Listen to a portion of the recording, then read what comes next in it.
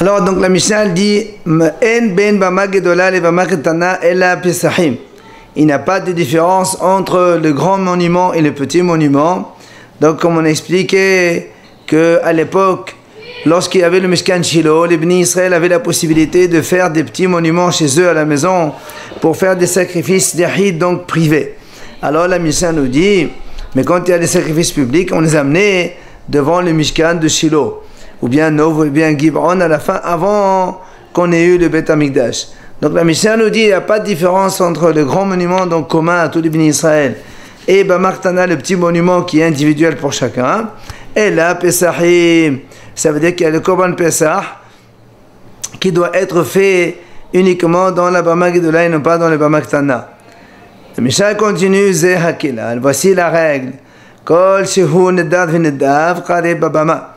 Tout ce qui est Nedav Nedav, c'est-à-dire on peut le faire un Korban qu'on peut amener en tant que Neder ou Nedava, c'est-à-dire tout ce qui n'est pas obligatoire, eh bien il faut l'amener dans la Bama, la grande Bama Ketana, la Gedola. Par contre, Verosheno le Nedav, non, Kare Babama, c'est dans la petite Bama. Verosheno le Nedav le Nedav. Et tout Korban qui n'est pas Nedav et qu'on ne peut pas l'offrir en Neder Nedava qui est donc obligatoire. Et non, Bama, on ne peut pas l'amener que dans la petite Bama, il faut l'amener donc dans la grande Bama commune à tout le monde. Alors c'est là où l'Agma a dit Psahim Butola. Comment tu dis que Psahim seulement, puisque tu me dis que dans la Sefa on a dit donc ce qui n'est pas né de Nedava, il faut l'amener dans la grande Bama. Ça veut dire qu'il n'y a pas que les Psahim. Alors pourquoi on nous dit dans la première idée de la Mishnah, la seule différence c'est Psahim? Alors l'Agma répond Ema ke'en Psahim, c'est-à-dire tout ce qui est Chouva comme les Psahim, eh bien les korbanot obligatoires et qui ont un temps fixe comme le Korban Pesach, ceux-là on doit les amener dans la grande Bama, le Mishkan. Et l'Agma a dit Mani, c'est qui l'auteur de cette Mishnah? Rabbi Shimon, c'est Rabbi Shimon hi. Détania, comme on a vu, Rabbi Shimon dit Av Sebo, lo ekrivo ela pesachim mechovot shekavo lehem zeman. Il dit même dans le Tzibour, c'est-à-dire Korbanot Tzibour, qu'on a exigé qu'ils viennent uniquement dans la Bama Gedola, c'est seulement les Korban Pesach et tout ce qui est Chova et qui est Kavo alehem zeman et qui a un temps fixe. Ça veut dire Aval, Chovot, she'en Kavo alehem zeman. Mais un Korban Chova, même s'il est obligatoire, mais s'il n'a pas de temps fixe, on ne peut pas l'amener ni la grande ni la petite. Ça c'est Rabbi Shimon. Alors que les Chachamim, eux, ils disent que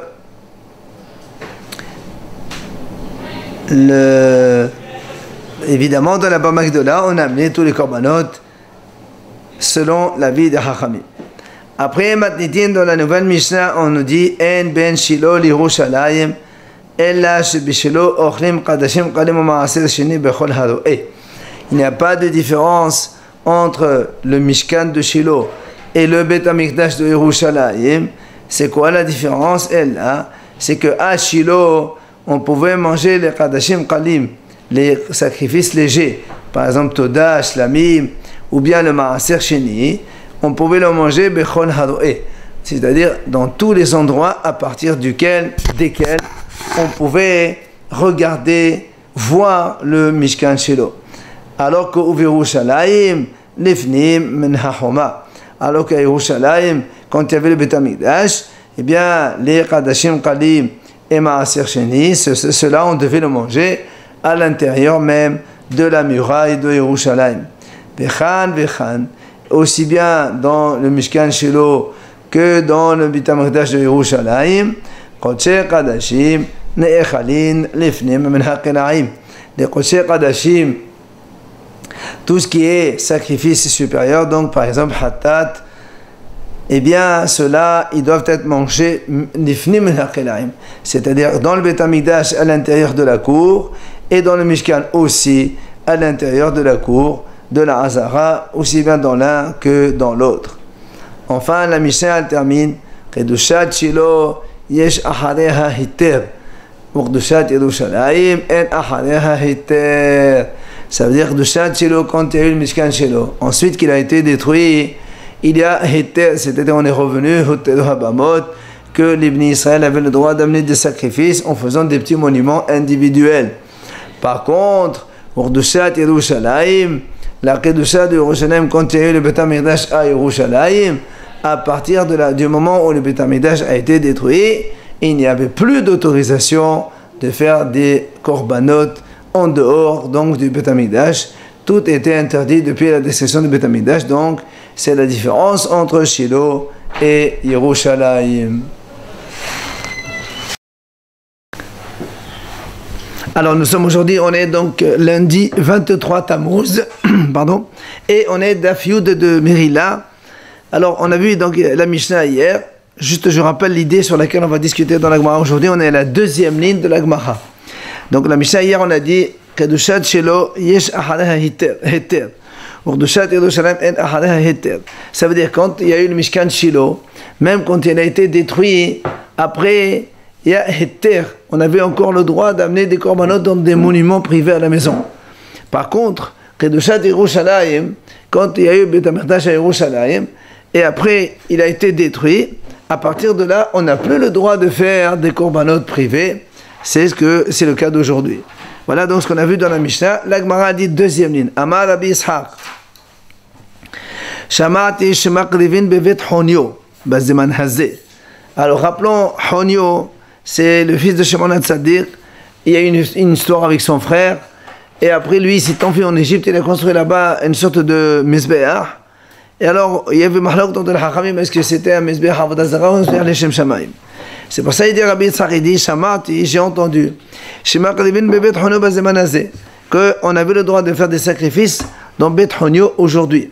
Ça veut dire, Kasaba, Bet Honio, la Bet Avodah Zarah. Premièrement, Bet Honio, c'est pas une Avodah Zarah, puisqu'il a dit on a le droit de faire des sacrifices. Kasaba, il pense donc, Kedusha Rishona Kedusha Leshata, Velo Kedusha Le'atid Lavo. C'est-à-dire la sainteté première de Yerushalayim, elle était Leshata, seulement pour son moment à l'époque, mais après que le Beth HaMikdash a été détruit, il n'y a plus de Kedusha, Lo Kedusha Le'atid Lavo.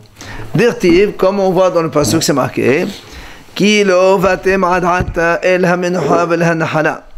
C'est marqué dans la Torah, quand le ministère les avait encore le droit d'amener des sacrifices chez eux en monument privé. Pourquoi vous avez le droit? Parce que vous n'êtes pas encore venu donc on a qualifié, on va dire, l'endroit où il y aura les Mishkan et Beth HaMikdash de Menucha et Nahala. Et les Hachamim ont dit Menucha zo Shiloh, Nahala zo Yerushalayim. Pourquoi on a dit Menucha plus Nahala? C'est parce qu'il y avait justement deux Beth HaMikdash différents, le Mishkan de Shiloh et le Beth HaMikdash de Yerushalayim. Et donc, on les a juxtaposés l'un à côté de l'autre. Makish Nahala Limnoha. C'est pour les comparer tous les deux. Ma Menuha Yesh Ahareha Heter. De la même façon que Menuha, qui correspond à Shiloh, puisque ça a été cité en premier dans le pasuk, Yesh Ahareha Heter. C'est-à-dire, quand il a été détruit le Mishkan de Shiloh, on avait le droit encore d'amener des korbanot privés. Af Nahala, Yesh Ahareha Heter, même la Hala, c'est-à-dire le Beth HaMikdash de Yerushalayim, on avait le droit de faire des korbanot après la destruction. Ça, c'est ce qu'il a dit Rabbi Ishaq. Amroule Amrat, alors Hachamim ont dit, tu as bien dit ça. Amalehu la. Après, il s'est retiré, il a dit non, j'ai pas dit ça. Amara Rava, ha Elohim Amara. Rabba, il a juré par le nom d'Hachem comme quoi il a dit cela. Et moi-même, je l'ai étudié chez lui. Donc, Rabba est contredit. Alors, la Gemara a dit, si c'est comme ça, et alors pourquoi Rabbi Yitzhak, il veut changer, il veut se rétracter? S'il a bien dit ça et Rabba, il le dit, pourquoi il dit non? Il dit la Gemara, Mishum Kashia de Ramari. Parce que Rabbi Yitzhak, il a été objecté par Rav Mari. Qu'est-ce qu'il a dit Rav Mari? Le voilà. Les motifs de Rav Mari. Rav Mari, il a dit comme ça. C'est marqué dans la Breta. Kedushat Shiloh, Yesh Ahareha Heter. Kedushat Yerushalayim, En Ahareha Heter. Il y a une Breta claire qui dit que la Kedusha de Shiloh, il y a ensuite, après elle, c'était quand le Mishkan a été détruit, on pouvait amener encore des corbanotes privés chez eux, chez soi donc. Par contre, Kedushat Yerushalayim en Ahadea Heter. Après Yerushalayim, il n'y a plus d'autorisation. Donc déjà, ça contredit ce qu'il a dit Rabbi Ishaq. Et encore, il ramène une Mishnah. Tnan Misheba Ole Yerushalayim Ne'esru Habamot Velo Haya Lehem Od Heter Ve'Haita Le'Nahala. Et encore une autre objection contre Rabbi Ishaq, puisque c'est marqué, dès que les bénis Israël sont arrivés à Yerushalayim, Ne'esru Habamot, les monuments privés ont été interdits, et donc il n'y avait plus le droit de faire des korbanot chez soi. C'était obligatoire donc de faire le Beit HaMikdash, ou sinon plus rien. C'est donc le mot Nahala qui est marqué dans la Torah, c'est ça Yerushalayim, et on n'avait plus le droit. Donc c'est pour cette raison, comme il y a eu deux objections contre Rabbi Tzad, alors il a voulu se rétracter. La Gemara nous ramène en vérité, tout cela c'est Tanaïm, c'est une mahlok de Tanaïm. Et on nous ramène ici la mahlok de Tanaïm. L'Itna, la Mishnah dit, Amar Rabbi Eliezer, il a dit Rabbi Eliezer, Shamarti, j'ai entendu, Kshahayu bonim bahechal, quand les Bnei Israël sont remontés après l'exil de Bavel à Yerushalayim pour reconstruire le deuxième Beit HaMikdash, alors quand ils construisaient bahechal, Osin Kelaim la hechal ou Kelaim la hazara. Alors, vous savez que dans le Beit HaMikdash, il y a la cour dans lequel il y a le grand Mizbeach sur lequel on faisait les sacrifices. Après, il y a le Hechal, le petit, fermé, dans lequel il y avait le Kodesh, avec Mizbeach, le Shulchan et la Menorah, et le Kodesh HaKodashim au fond. Ça, c'était fermé, ce qu'on appelle le Hechal. Alors, il a dit, Rabbi Eliezer, moi j'ai entendu que quand on construisait le Hechal, c'est-à-dire, il commençait à construire déjà le pourtour du Hechal. Les murs, comme ça, au moins, on le sépare. Et on construisait aussi le pourtour de la Hazara de Beit HaMikdash. Et là seulement il dit Rabbi Eliezer, dans le Echal, quand ils construisaient, comme les gens n'ont pas le droit de rentrer dans le Echal, il n'y a que les Kohanim, etc. Alors les constructeurs, ils se mettaient dehors, ils construisaient par l'extérieur, comme ça ils n'ont pas le droit de rentrer dedans. Par contre, quand on est dans la Hazara, ils peuvent rester dedans et construire. La Hazara, c'est donc autorisé. Alors, qu'est-ce qu'il dit ici, Rabbi Eliezer? Il nous dit donc comme quoi, ils ont construit le pourtour de Echad et le pourtour de Hazara, même s'ils n'ont pas encore construit tout l'entière du Beit HaMikdash, ils ont voulu d'abord construire les deux périphéries, enfin les deux pourtours, pour permettre justement de construire le Mizbeach et de faire les korbanot. Parce que tant qu'on n'a pas délimité le Echal et la Hazara, on ne peut pas construire le Mizbeach d'or pour faire les korbanot. Donc lui, il dit, il fallait faire ça avant. Ça, c'est Rabbi Eliezer. Il vient Rabbi Yoshua lui dit, Shamarti, Shemachrevin, Afalpi, She'en Bait. Rabbi Yoshua lui dit, non, monsieur, moi j'ai entendu, Shemachrevin, c'est-à-dire qu'on avait le droit de faire le Mizbeach directement quand on arrive, même si on n'a pas encore délimité le Beit HaMikdash, on n'a pas ni le Echad, ni le Hazara, rien du tout, c'est pas grave. Et en plus, il dit, Ochlim Kodesh Kadashim afal pi she'en Kilaim, Kadashim Kalim u'Ma'aser Sheni afal pi she'en Homa. Et Rabbi Yoshua, il dit qu'on avait le droit de manger les Kodesh Kadashim, donc les sacrifices beaucoup plus Kedushim, Hatat, etc., même s'il n'y a pas encore les Kelaim, puisque nous on a dit que normalement ceux-là ils ne peuvent être mangés que quand on est à l'intérieur de la cour du Beit HaMikdash. Et lui il dit, dans la mesure où tu te trouves dans la superficie là-bas, même s'il n'y a pas encore les barrières autour, on a le droit de les manger. Et Kadashim Kalim Ma'aser Sheni, et les sacrifices légers, ainsi que le Ma'aser Sheni, on pouvait les manger, même s'il n'y a pas encore Homa, la muraille de Yerushalayim. Donc, qu'est-ce qu'on voit par là selon Rabbi Yoshua? Mais Pene, ça veut dire que Rabbi Yoshua considère que la sainteté du Beit HaMikdash, elle reste, même si le Beit HaMikdash n'y est plus. La preuve, c'est que lui, il a dit, on a le droit de faire des korbanot, même si on n'a pas encore le Beit HaMikdash. L'endroit, il est encore kadosh. Alors, on continue. La même chose pour les Kadashim Kalim, on peut les manger, même si on n'a pas encore la muraille. Ça veut dire que la sainteté de l'endroit, elle continue même si c'est détruit par la suite. Ça, c'est l'avis de Rabbi Yoshua. Et comme Rabbi Yoshua, il est holer sur Rabbi Eliezer, c'est pour ça que la Gemara, elle déduit lave, mais que là, de Rabbi Eliezer, ça va l'oket shalati de lavo.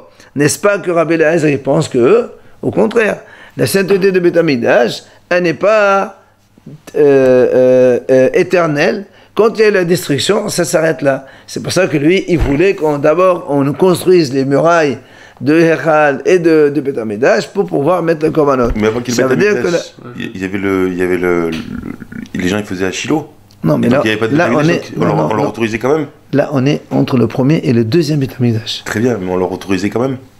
Non, après le Beth Amikdash, il n'y a plus de... Ils étaient à Bavel. Après le premier Beth Amikdash, il y a eu la destruction de Beth Amikdash, ils étaient à Bavel pendant 70 ans. Il n'y avait pas de Beth Amikdash, il n'y avait rien du tout. Maintenant, on est revenu pour le construire. Alors, il dit qu'on avait le droit de faire des korbanot même si le Beth Amikdash n'est pas encore totalement construit. Pourquoi ? Parce qu'il pense que la sainteté, elle y est encore. Et l'autre dit non, monsieur, la sainteté de l'époque, elle y est. Maintenant qu'elle est détruite, c'est terminé. Il faut reconstruire pour faire la sainteté.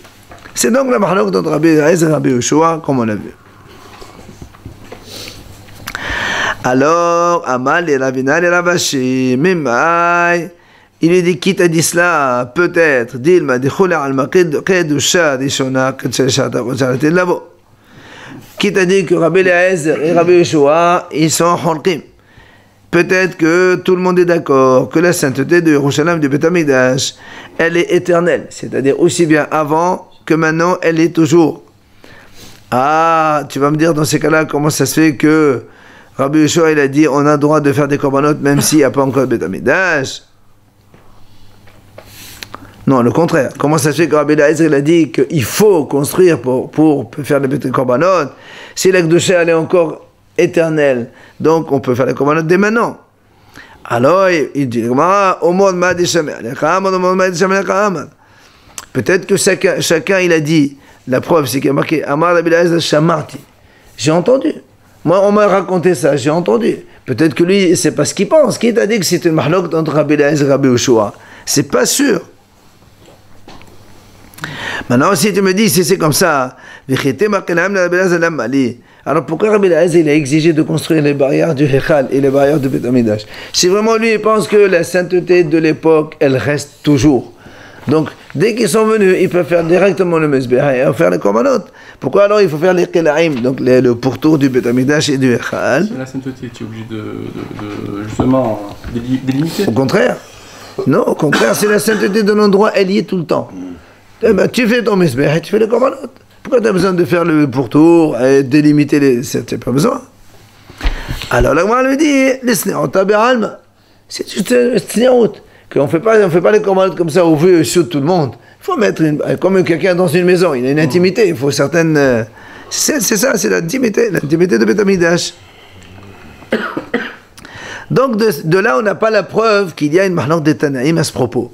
C'est pour ça que la Gemara essaie d'apporter une autre mahlok. Ella ki hané Tanaï.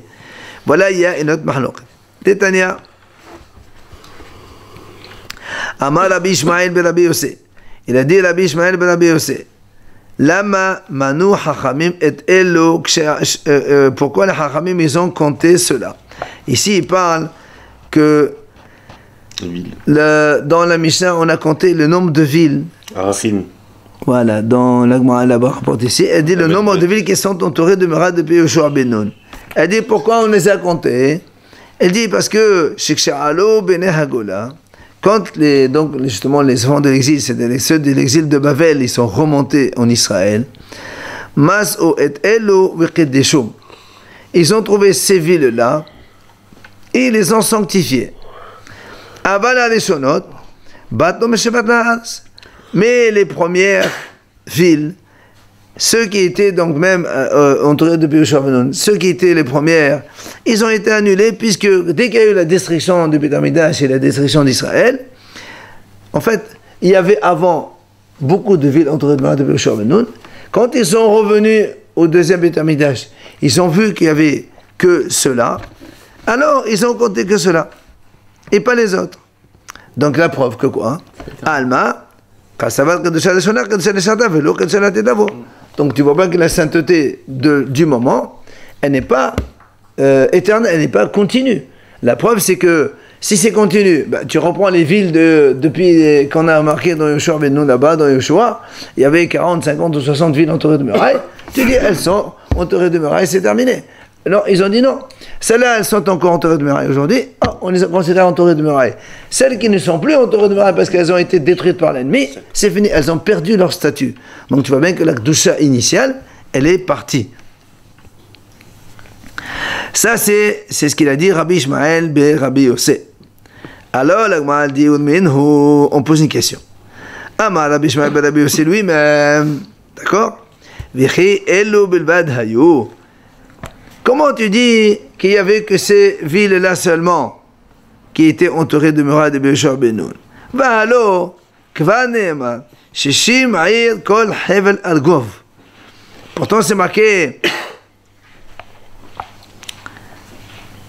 60 villes, kol hevel argov, tout le domaine donc là-bas de Argov, urtiv, et après la Torah elle dit, kol ele arim besorot homa gevua.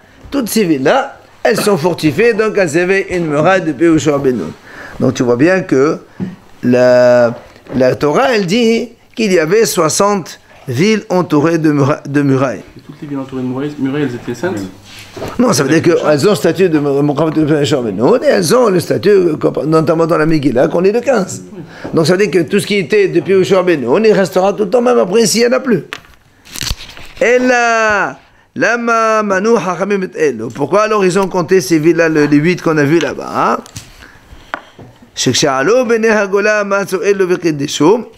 Car quand ils sont remontés, les enfants de l'exil, donc de Babel, ils ont trouvé ces villes-là et les ont sanctifiées. On m'a dit.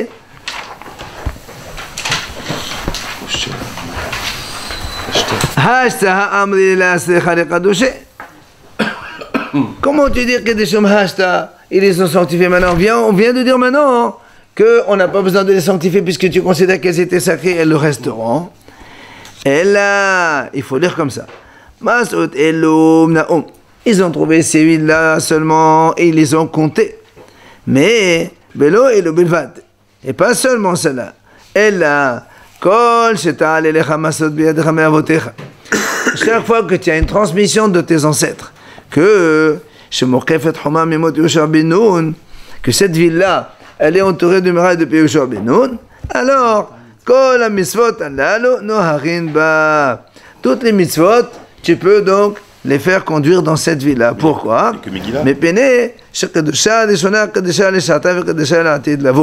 Parce que la Kedusha initiale, elle reste définitivement. Il n'y a pas que la Megillah, parce que dans la Torah, il y a quand on voit une ville entourée de murailles, est-ce que tu as le temps de racheter? Après, sinon, elle est complètement définitive. Et là-bas, dans Bechokotai, on a vu là-bas tout le statut des villes entourées au nom de murailles. Donc, c'est au niveau conséquence, c'est une grande conséquence pratique. Quoi qu'il en soit, donc on arrive à deux situations contraires. Et comme c'est Rabbi Ishmael et Rabbi Yossi qui a dit les deux, c'est pour ça que la Gemara dit, je ne comprends pas. Kashad et Rabbi Ishmael, le même Rabbi Ishmael et Rabbi Yossi, il se contredit. Alors la Gemara répond, Tre Tanae aleba de Rabbi Ishmael et Rabbi Yossi. Elle m'a dit, ces deux Tanaïm, chacun il a entendu et il a rapporté au nom de Rabbi Ishmael et Rabbi Yossi. Ve'gait Emma. Ou bien je peux te répondre une autre deuxième réponse. La deuxième, c'est Rabbi Elazar bar Yossi, non pas Rabbi Ishmael, puisqu'on a vu, nous, des Tanya. Rabbi Elazar bar Rabbi Yossi Amar, Asher lo choma, af al pi she'en lo achshav ve'aya lo chodem lachen. Comme dans la Torah, c'est marqué lo choma, avec un vav et un alef en même temps qui signifie oui ou non, eh bien ça veut dire que même s'il n'a pas de muraille aujourd'hui, il est encore considéré comme entouré de murailles. C'est la ville de Rabbi Elazar et non pas de Rabbi Ishmael. Il n'y a plus de contradiction. Alors à partir de maintenant, on va essayer, donc la Gemara va nous ramener un petit peu à la Megillat Esther et on va un petit peu commenter toute la Megillah Bazadashem pendant toute la semaine si Dieu veut. On commence. Vahi bime Ahashverosh. Amar Rabbi Levi. Betema Rabbi Yonatan. Il a dit Rabbi Levi, certains disent que c'est Rabbi Yonatan qui a dit ça. Il a dit cette chose-là, elle nous a été transmise par les gens de la grande assemblée. Quoi?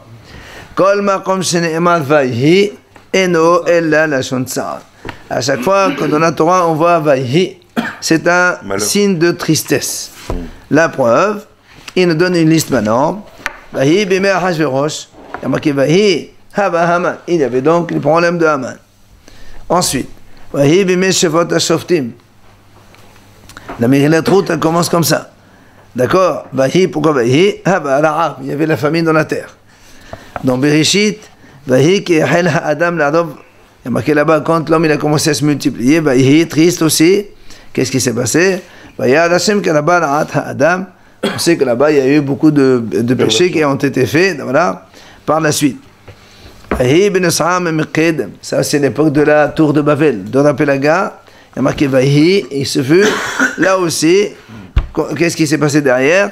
Hava nevnila no'ir.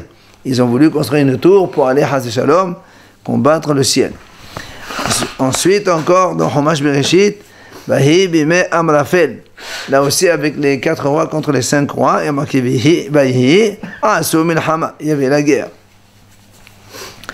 Ensuite, dans Yehoshua, Vahi biyot Yehoshua bericho, ve'harbo shelufa beyado. Il y a marqué Vahi. Quand Yehoshua était à Yericho, là-bas, on a déjà vu cette idée que le malach il est venu avec l'épée. Et quand tu lui as dit pourquoi tu es là, il a dit parce que vous avez fait Betul Torah et Betul Hatamid. Vahi Hashem et Yehoshua, Hashem il était avec Yehoshua, il y a marqué Vahi encore, Vahi Ma'alou ben Israël. Les ben Israël ont fauté. Ensuite, à propos de Hana, Vahi Ish Ehad ben Haramatayim. À propos de Elchana, c'est l'Aftara de Rosh Hashanah. Il y a marqué Vahi là-bas aussi, c'est triste, pourquoi? Qui est Hana Ahev, Vashem Sarah Rahma. Parce que Elchana, il aimait sa femme Hana, mais elle était stérile, elle n'avait pas d'enfant. Ensuite, Vahi Ka'asher Zaken Shemuel.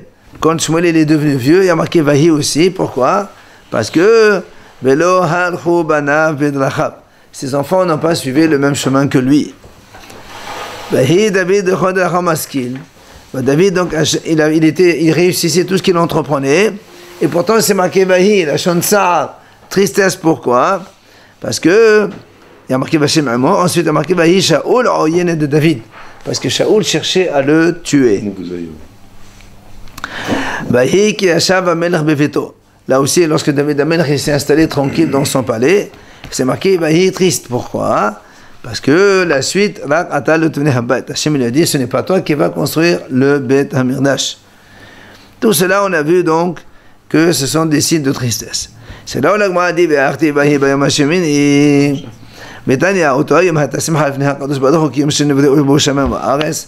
pourtant, c'est marqué le jour de l'inauguration du Mishkan.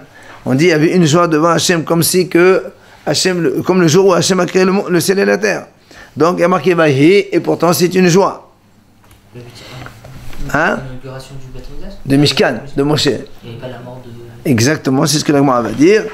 Alors, juste avant, la Gemara dit Ktivacha Vahi Bayom Hashemini, Uktivata Vahi Ayad Vahi Bokad Yom Ehad. Donc, c'est pour ça qu'on a comparé les deux pour dire ce sont des 2 jours de Simcha, donc l'inauguration du Mishkan et la création du monde. Alors, la Gemara a posé une question. Voilà, il y a marqué Vahi, c'est une Simcha. La Gemara a dit non. Il y avait aussi la mort de Nadav Avihu ce jour-là, donc c'est triste. C'est pas une cas alors. Attends. La Gemara a posé une deuxième question.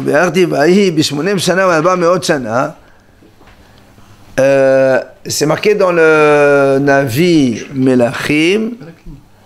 Navi Melachim. Et ce fut en l'an 480 ans après la sortie d'Égypte. Et Shlomo a construit le Beth Amikdash. Alors, donc, construction du Beth Amikdash, c'est magnifique. Et pourtant, il y a marqué Vahi. Il a été détruit après, peut-être. Ah non, mais on parle de maintenant. Ouais. Ça, c'est un. Deuxième question. Là aussi, il y a marqué que Yaakov, quand il a vu Rachel, il était content puisqu'il a voulu se marier avec elle. Alors, pourquoi marquer Vahi? Vahi Boker aussi, pourquoi? D'accord, encore une autre. Il y a marqué dans le Torah, c'est fait le soir, c'est fait le matin, un jour, premier, deuxième. Ve'eka Sheni, le deuxième jour. Ve'eka Sheleshi, troisième jour. Ve'eka Tova, et tous les autres jours. Donc il y a une question. Tu me dis à chaque fois qu'il y a marqué Vahi, c'est triste. C'est pas vrai. On a ici plein de preuves, des exemples où le mot Vahi, ce n'est pas du tout une tristesse. Amar Ravashi. Kol Vahi, et Kahaché, Ve'ekaché. Il vient Ravashi répondre. Il dit non.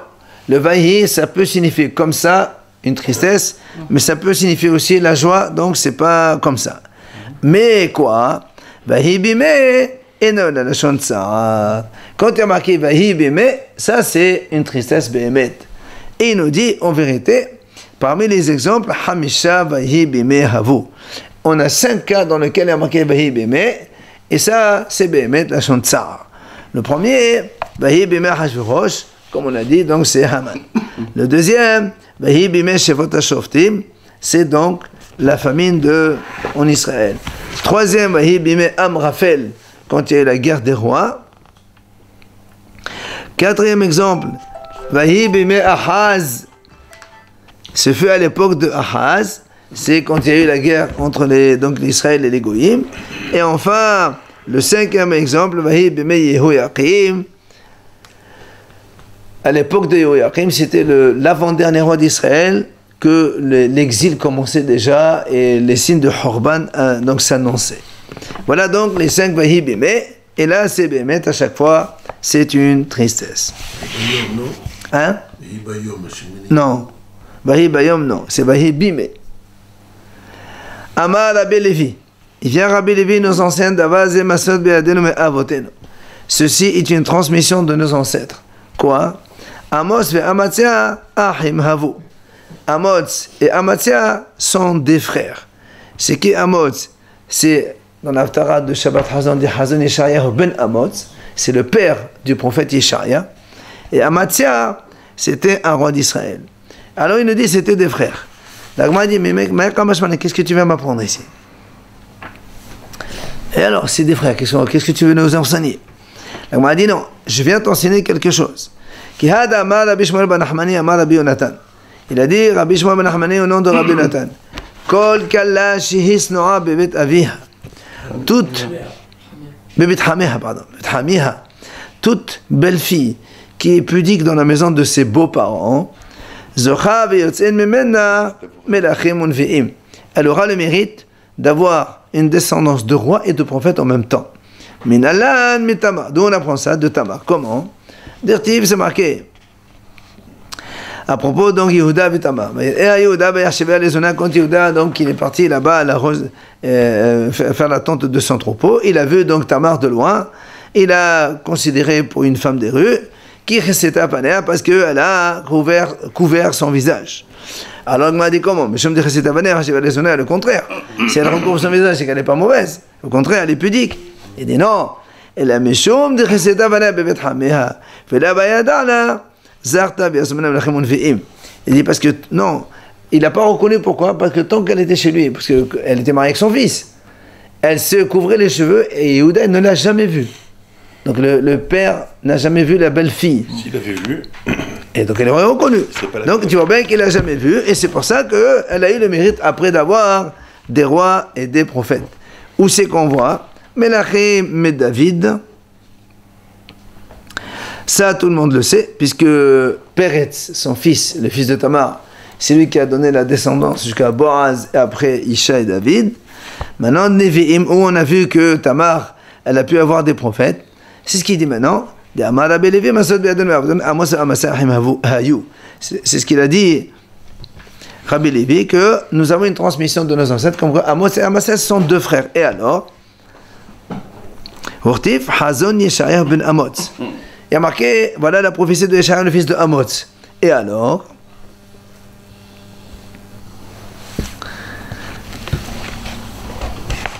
Hazon Yeshaya ben Amos. Et alors, donc, si on te dit qu'ils étaient 2 frères, voilà. Donc, puisque Amatzia, c'était un roi, et Amos, c'était le père de Yeshaya qui était prophète, donc on a la preuve qu'elle a eu le mérite d'avoir un prophète, enfin des prophètes et des rois qui sont sortis de elle.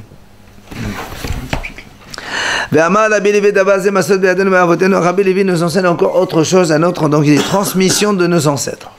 Mais comme Aaron et non min hamiddan, c'est-à-dire quand on a dans le Kodesh HaKodashim, on a la pièce qui contenait le Kodesh HaKodashim, il y a le Aaron en plein milieu. Oui. Alors si on mesure la largeur du Kodesh HaKodashim, on trouve par exemple 20 amot. Tu mets l'arche ici, tu mesures de là à là, tu trouves 10, et de là à là, tu trouves 10. Donc, où c'est qui tient le Aaron? Il n'a pas. Enom enameda, il est hors dimension. C'est ce qu'il dit. Tanya Namiachi, la Breta d'ailleurs à l'appui. Aaron Sha'asa Moshe, l'arche que Moshe a fait, Yesh lo 10 amot lechol ruach. Il avait donc 10 amot de chaque côté, à droite, à gauche. Et pourtant, et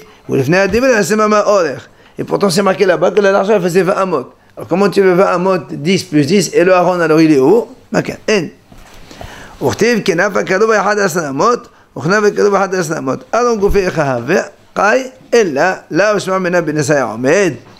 Donc, on voit ici que le Aaron, il tenait donc par miracle, on ne sait pas, il ne prenait pas de mètre, il ne prenait pas de dimension dans le Echad. Rabbi Yonatan, Patah la pitha lehai parshata mehacha. Alors, la Gemara maintenant va nous ramener une série de Chachamim. Quand ils faisaient la dracha sur Purim, voilà comment ils démarraient leur dracha avant de rentrer dans la Megillah de Purim. Patah la pitha, il faisait une introduction de cette façon. Ve'kamti alehem ve'romer, c'est marqué comme ça. Je me lèverai contre eux.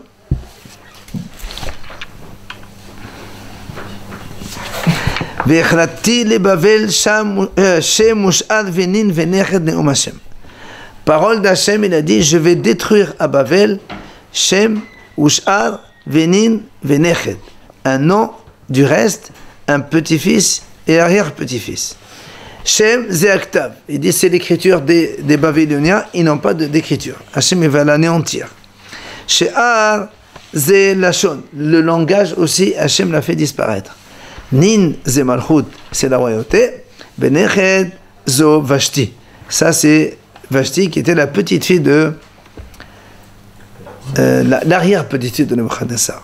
Il y a marqué Neched, mais c'est obligé de dire que c'est l'arrière-petite-fille. Parce que Nebuchadnezzar, il a eu Evil-Merodach, qui a eu Belshazzar, et après il y a eu Vashti.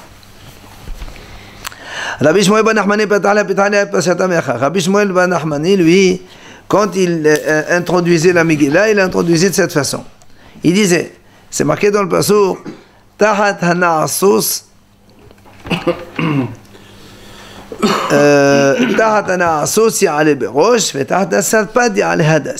c'est-à-dire sous des mauvaises plantes il poussera des belles plantes berosh ou le hadas. C'est quoi?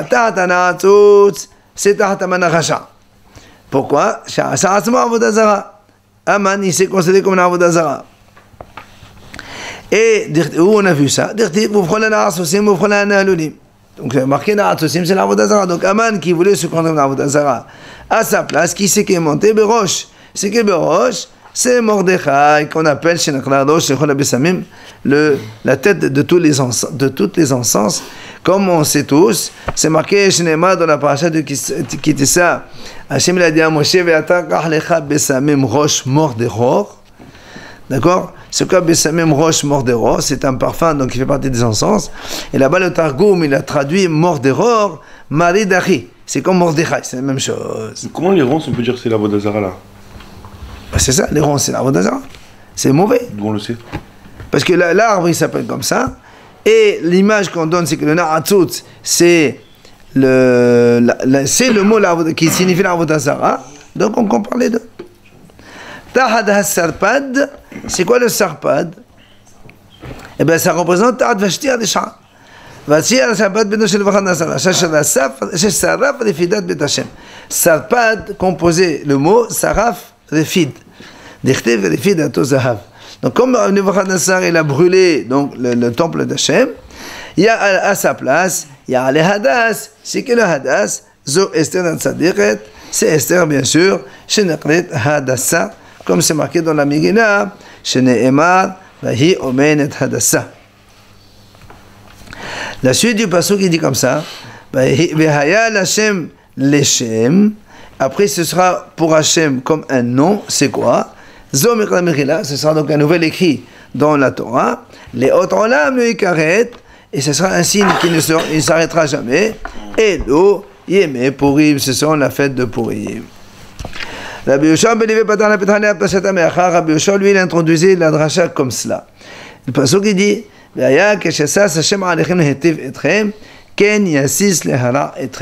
c'est marqué que de la même façon qu'Hachem il se réjouit pour vous faire du bien, il se réjouira pour vous faire du mal. Alors il m'a dit comment? Comment tu dis qu'Hachem va se réjouir de la chute des Rishaïm? Pourtant c'est marqué quand le pasuk dit comme ça, quand il est sorti devant Haloutz, c'est le soldat, le Omrim, Houdou l'Hachem qui le Olam Hasdo. Il y a marqué Houdou l'Hachem, il n'y a pas marqué Kitov. Houdou l'Hachem qui le Olam Hasdo. Et Amar Rabbi Yochanan, il a dit, mais Penemal on est mal Kitov Beodazo. Pourquoi ici il n'y a pas marqué Kitov? Il a dit, parce que cette fois-ci, c'était la fois où les soldats ils allaient perdre. D'accord? Donc c'est pour ça que Hachem n'a pas dit Oudou l'Hachem Kitov. Hachem n'est pas content de la chute des Rishaïm. Alors comment toi tu dis que Hachem il est content de la chute des Rishaïm? Amar en plus, c'est comme on dit, Amar Rabbi Yochanan il a dit comme ça. Quand il y a eu donc Kratim Souf, on dit que les deux camps d'Israël, les deux des Mitzrayim, ils n'ont pas pu se rapprocher l'un de l'autre. Il dit Birchou, Malachim Hashem Tomashela. Les Malachim voulaient faire une chanson comme chaque jour. Hachem leur a dit comment? Mes créatures sont en train de se noyer et vous voulez chanter. Donc on voit bien que même quand les Goïm ils sont en train de chuter, Hachem ne se réjouit pas. Alors, Amar Rabbi Elazar, Hu Enosas, Aval Aherim Messis. Il dit non, c'est pas que Hachem se réjouit. Hachem fait réjouir les ennemis d'Israël contre eux quand ils se conduisent mal. La preuve, il dit, c'est marqué qu'il y a 6. Mais leur dit qu'il y a sous Shema Mina. De là, on apprend ce qu'on vient de dire. Rabbi Abba, il a donc, lui, il a introduit la dracha de la Megillah d'Esther de cette façon. C'est marqué. Le Adam Shetov Lefanao Natan Chochma Vada'at. À l'homme qui est bon devant lui, Hachem a donné la sagesse et l'esprit. Vesimcha et la joie. C'est qui? C'est Mordechai Tzaddik, ça représente Mordechai. Velachoté, et au fauteur, Hachem il a donné quoi? Natan Anyan le Esof V'nechnos, c'est Haman. Hachem il a donné l'idée de rassembler plein d'argent, c'est Haman. La tête, le tol v'nei ha'Elohim, c'est Mordechai et Esther. Pour donner du bien devant Hachem, c'est Mordechai et Esther d'Artiv. Atasem Esther Mordechai al Bet Haman. Comme c'est marqué, donc, Esther a placé Mordechai après la victoire sur la maison de Haman. Rabba Bar Ofran, on finit avec ça. Rabba Bar Ofran, il a expliqué la Megillah de cette façon, il a introduisait comme ça. C'est marqué, Besamti Chis'i Be'elam. Je mettrai mon trône dans Elam. Elam c'est Bavel. Ve'avadati Mesham Melech Vesalim. Et je vais faire disparaître de là-bas un roi et des princes. Melech Zovashti, puisqu'elle descend d'une descendance royale, d'une ascendance royale. Vesalim, et les ministres, c'est qui? C'est Haman va Aseret Banaf. Et donc c'est Haman et Aseret Banaf, et ces 10 enfants qui, eux, vont être donc par la suite tués, pendus, et donc qui seront anéantis. Amen, amen, amen.